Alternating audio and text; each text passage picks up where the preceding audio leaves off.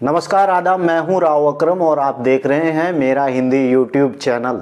साथियों, वीडियो शुरू करने से पहले आप लोगों से मेरी गुजारिश है कि मेरे इस चैनल को आप लोग सब्सक्राइब करें और साथ में बेल आइकन की घंटी को दबाना ना भूलें।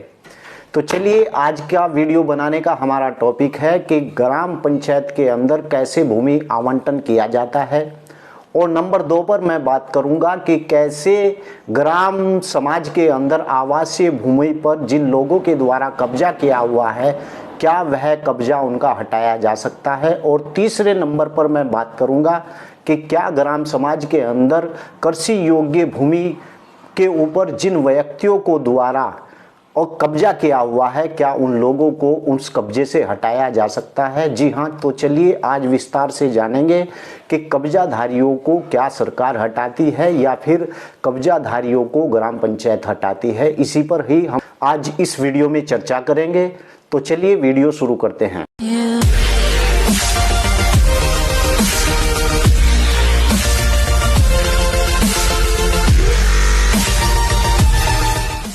साथियों, सबसे पहले आप लोग मेरे इस चैनल को सब्सक्राइब कर लें और बेल आइकन की घंटी को दबाना तो बिल्कुल भी ना भूलें। जी हाँ साथियों, तो मैं आज बात करता हूं कि ग्राम पंचायत के अंदर कैसे कब्जाधारियों को हटाया जा सकता है भी या नहीं हटाया जा सकता है। साथियों, सबसे मेन पॉइंट के बारे में मैं बात करता हूं कि जब हिंदुस्तान आज़ाद हुआ तो सबसे पहले एक अधिनियम बनाया गया। ऐसे लोगों के लिए यह अधिनियम बनाया गया था जो लोग निर्बल हैं और जो खेतीहर मजदूर हैं और जो लोग निर्बल कमजोर व्यक्ति के तबके के लोग हैं, यानी अनुसूचित जाति, अनुसूचित जनजाति और साथियों ऐसे व्यक्ति जो शिल्पकार हैं और खेतीहर मजदूर हैं। जी हाँ, यह अधिनियम भूमि अधिनियम 1950। साथियों, पहले क्या हुआ करता था कि स्वतंत्रता प्राप्ति से पहले जमींदारा हुआ करता था हमारे हिंदुस्तान के अंदर, और वहां पर काश्तकार उसके अंदर खेती किया करते थे। लेकिन वह जमींदार उन लोगों से मनमाना कर यानी लगान वसूल करता था और वहां पर उनकी हालत खराब हो जाती थी। लेकिन स्वतंत्रता प्राप्ति के बाद यह अधिनियम यानी कि जो सरकार आई सबसे पहले उसने यह अधिनियम बनाया, जो अधिनियम भूमि अधिनियम 1950 के नाम से जाना जाता है, जिसे अगर देखा जाए तो एक भाषा में इसे जमींदारा खात्मा भी कहा जाता है। जी हाँ साथियों, यह अधिनियम सन 1950 में बना और सन 1952 में यह अधिनियम लागू हुआ हमारे पूरे भारत के अंदर। जी हाँ, तो अब बात करते हैं कि भूमि आवंटन क्या है। साथियों, यहाँ पर हमें जान लेना चाहिए, कुछ लोगों के मुझे फोन और कॉल्स आते हैं, वह पूछते हैं कि भूमि आवंटन किस प्रकार से होता है। तो मैं आपको जानकारी देता हूं इस वीडियो के अंदर, लेकिन मेरे इस चैनल को आप लोग जरूर सब्सक्राइब कर लें और बेल आइकन की घंटी तो दबाना दोस्त ना भूलें। तो बात करते हैं कि भूमि आवंटन क्या है। भूमि आवंटन साथियों, मैं आपको बताता हूं नंबर वाइज किस किस प्रकार के भूमि आवंटन होते हैं। नंबर 1 नोट कीजिए, कृषि भूमि आवंटन, और नंबर 2 पर आवासीय स्थल आवंटन, और नंबर 3 पर मत्स्य पालन हेतु तालाब आवंटन, और नंबर 4 पर वृक्ष रोपण आवंटन, और नंबर 5 पर कुम्हारी कला स्थल आवंटन। इतने प्रकार के आवंटन होते हैं। और साथियों, आपको जानकारी दूं कि यह आवंटन कौन करता है। मान लीजिए कि आप ग्राम पंचायत के अंदर रहते हैं और ग्राम पंचायत के अंदर रहते हुए और ऐसे व्यक्ति जो अनुसूचित जनजाति से और ऐसे व्यक्ति जो अनुसूचित जनजाति के अंतर्गत आते हैं या फिर वह लोग कृषि भूमि के अंदर मजदूरी करते हैं या फिर शिल्पकार हैं, ऐसे लोगों को भूमि आवंटन किया जाता है। जी हाँ साथियों, इसकी प्रक्रिया क्या है।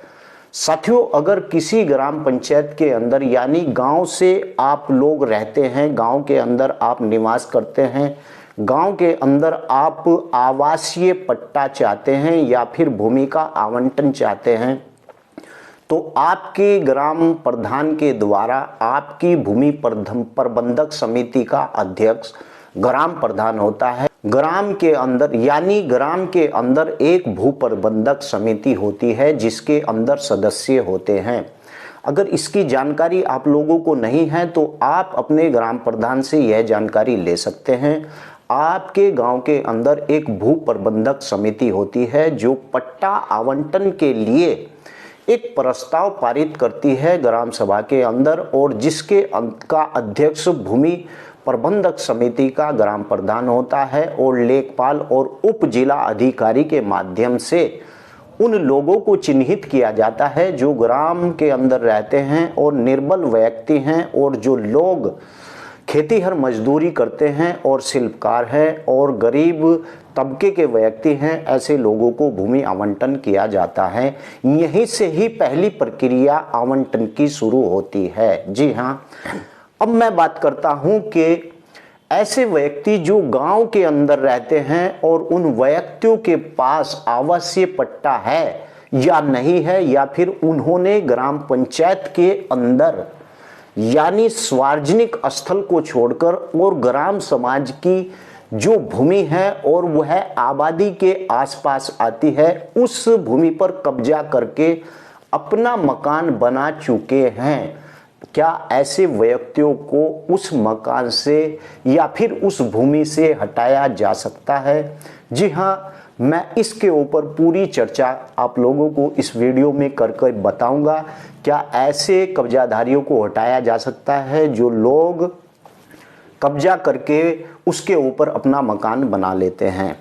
साथियों, धारा 123/1 के अनुसार यदि आपके द्वारा गांव की सार्वजनिक स्थल को छोड़कर आपके द्वारा उस भूमि पर कब्जा करके वर्ष 1995 से पूर्व यानी कि आपके द्वारा 1995 से पहले उस ग्राम समाज की जमीन पर जो जमीन आपके गांव की आबादी के अंतर्गत आती है, उस पर अगर आप लोगों के द्वारा कब्जा करके सन 1995 यानी कि 1995 के पूर्व पहले अगर मकान बना लिया गया है तो वह मकान आपको नहीं हटाना पड़ेगा। जी हाँ, देखिए, अगर आपके द्वारा ऐसी भूमि जो गांव के अंदर सार्वजनिक स्थल को छोड़कर और आबादी के क्षेत्र में आती है और किसी व्यक्ति कौन होना चाहिए यहाँ पर जानना ये भी जरूरी है। वह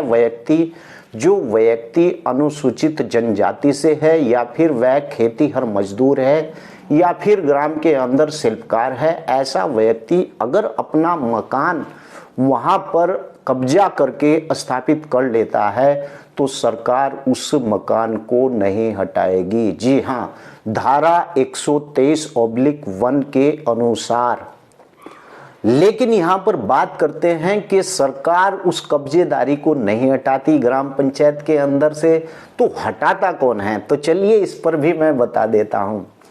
साथियों, अक्सर कर मामले यह आते हैं कि ग्राम पंचायत के अंदर ग्राम प्रधान को कुछ अनावश्यक रूप से कुछ चाहिए, यानी कि वह आप लोग समझ रहे हैं क्या चाहिए। तो ऐसा ग्राम पंचायत अध्यक्ष आप लोगों की शिकायत करता है कि फला लोगों ने ग्राम समाज की आबादी भूमि पर कब्जा कर रखा है, जबकि धारा 123/1 के अनुसार अगर किसी व्यक्ति के द्वारा उस आवासीय भूमि पर 1995 से पूर्व मकान बना लिया गया है तो सरकार यहां पर साफ साफ कहती है कि उस व्यक्ति का मकान नहीं हटाया जाएगा, परंतु ग्राम प्रधान कुछ अनावश्यक के चक्कर के अंदर आकर उन लोगों को परेशान करता है, या फिर गांव के अंदर आपका पड़ोसी, आपका हिमायतदार, उसके अंदर अगर खाज लगे या फिर वह आपसे जलता हो तो ऐसा व्यक्ति आपके खिलाफ कुछ ना कुछ दस्तावेज या कुछ ना कुछ एप्लीकेशन तहसीलदार या फिर उप जिला अधिकारी को देता है, क्योंकि वह व्यक्ति ऐसा होता है अपने सुख से वह सुखी नहीं है लेकिन दूसरे के सुख से वह परेशान होता है, और अक्सर कर ऐसे ही मामले देखने को आते हैं।